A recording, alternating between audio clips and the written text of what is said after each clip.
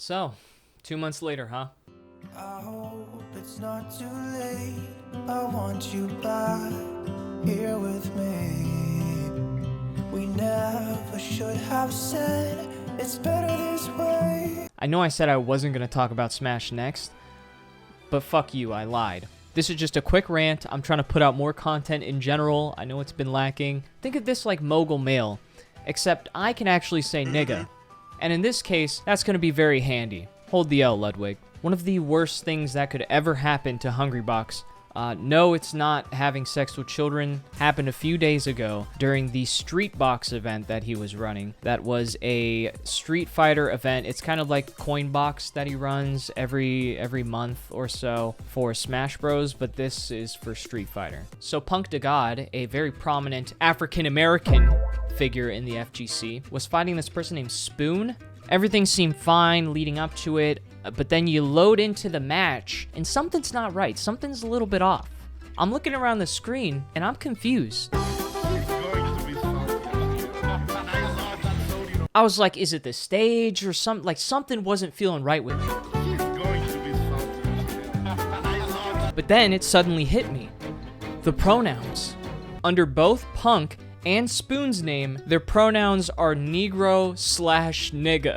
It's weird because right after the first game ends on the Spartan match, when they're actually fighting in Paris, their pronouns are no longer Negro/nigga, even though I feel like that would have been far more appropriate, but whatever. And at first, everyone, including Hungrybox, who was laughing it off initially, thought it was a troll because he used an automated software to pull their information off their personal profiles to go into the stream overlay. But after Punk made his post very clearly upset at the usage of these pronouns on stream while he was playing, his shit kind of hit the fan. Now, I know there's a lot of debate on having pronouns on streams, like Smash streams, and now with this Street Fighter stream clashing with the FGC. I don't think the FGC usually has pronouns on stream. All you got Punk versus whoever I'm playing. No he, him, they, them, she, her. None of that shit don't really matter, bro. We're playing a fighting game. Like, the pronouns don't really matter. You just playing the game, bro. But I actually love having pronouns on stream. I think it's great because it reminds us just how male-dominated the space is.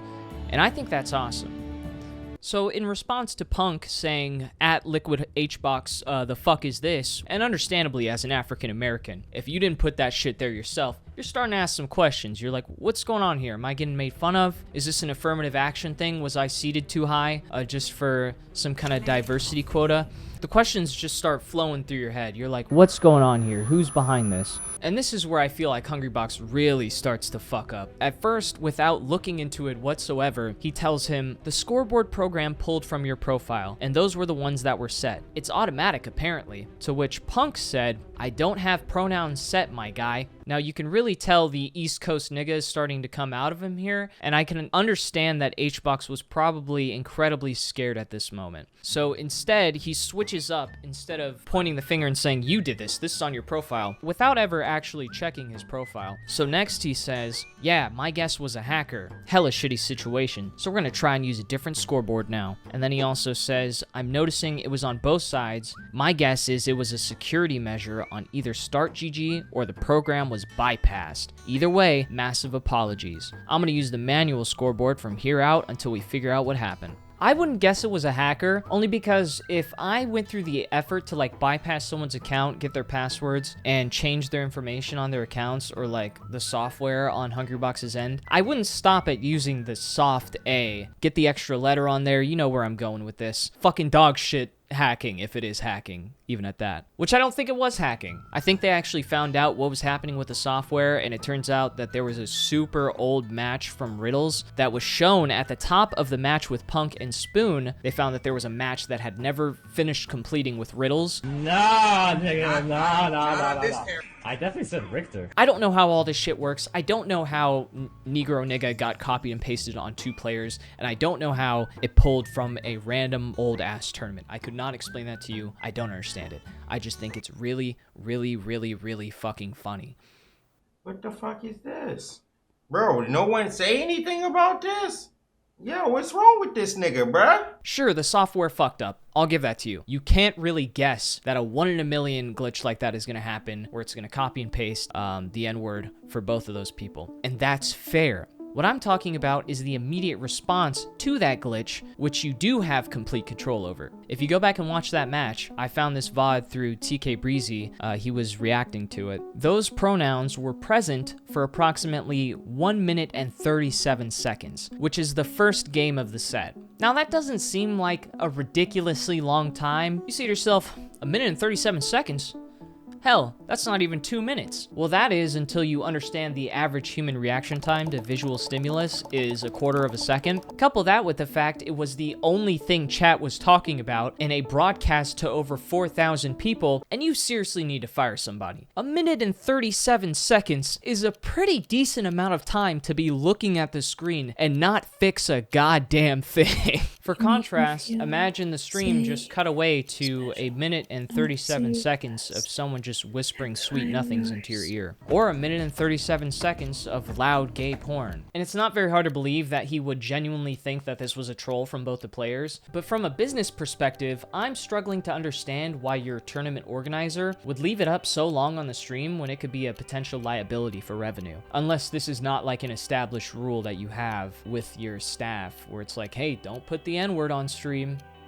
I can't imagine isn't a rule. But I mean, if it were my tournament, I don't give a fuck. But no one thinks like you meant to put Negro and nigga over like two people's fucking pronouns, dude. Unless they're reaching. Like some people are obviously reaching, but I don't think Hungrybox did that on purpose. Like he's not, as far as I know.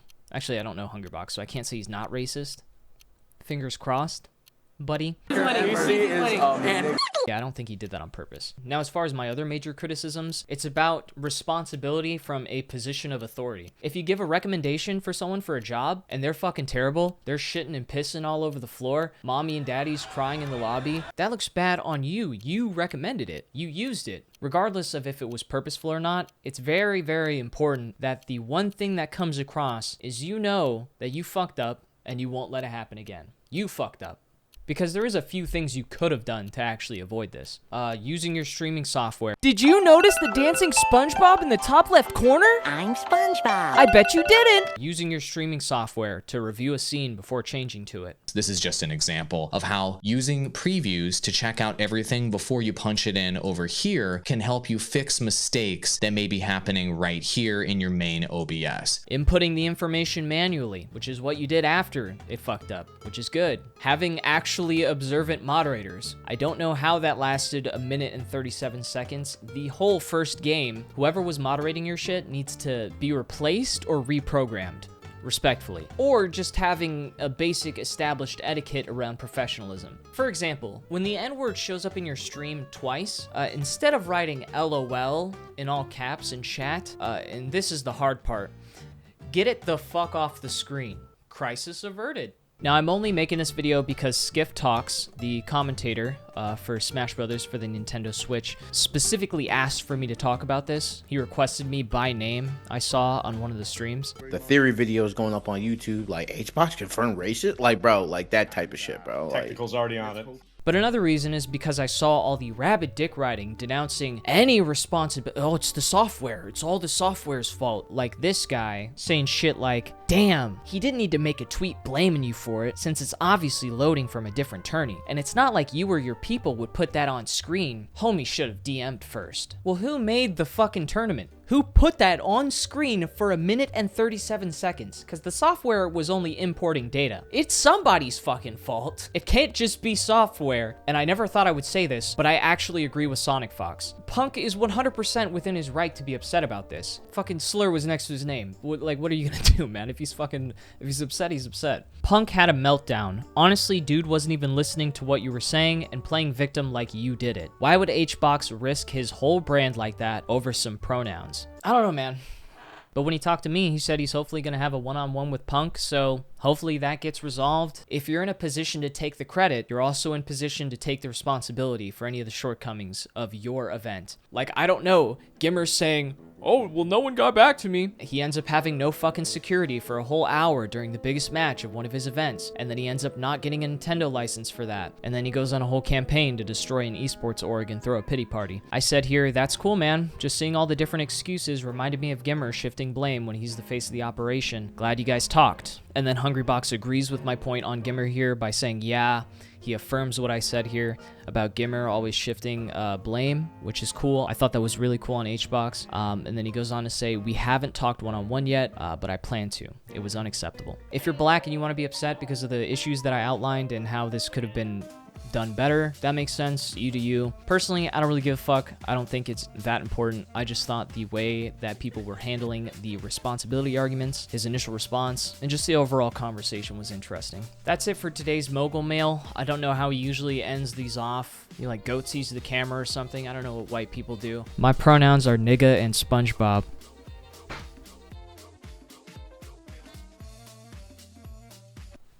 Is it like this? Is it like this, Ludwig? Like that? I understand y'all love Hungrybox, bro, but I don't give a fuck about that nigga, bro. I'm just letting y'all know right now. I don't care about Hungrybox or Smash or none of that shit, bro. That nigga does nothing for me. He don't pay my bills. He don't suck my dick. He don't do shit for me, bro. So you weird ass Smash niggas with y'all weird shit, get the fuck out my stream, nigga.